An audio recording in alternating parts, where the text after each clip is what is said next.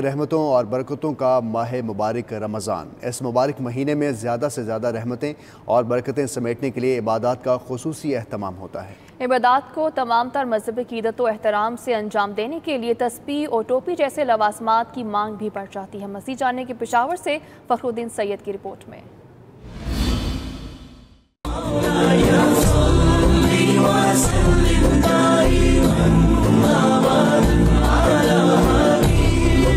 रमज़ान का हर लम्हा इबादत में गुजरता है, इसलिए तो हर वक्त सर पर टोपी सजाए रखना रोज़ादार बाइस रहमत समझते हैं। रमज़ान मुबारक के आगाज से ही पेशावर के बाजारों में जगह जगह खूबसूरत टोपियों की फरोख्त बढ़ जाती है। कहीं नगों से सजी रंग बिरंगी टोपियाँ तो कहीं हाथ से बनाई जाने वाली टोपियाँ।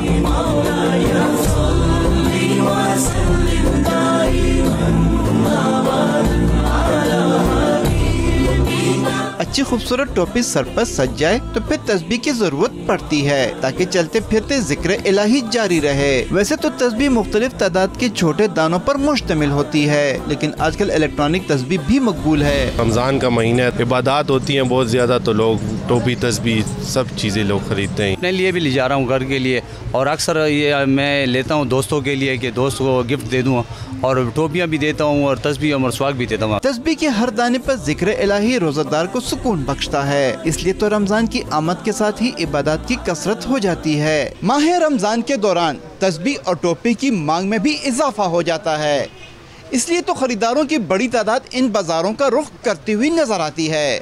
कैमरामैन किफायत शाह के साथ फखरुद्दीन सैयद, 92 न्यूज़, पेशावर।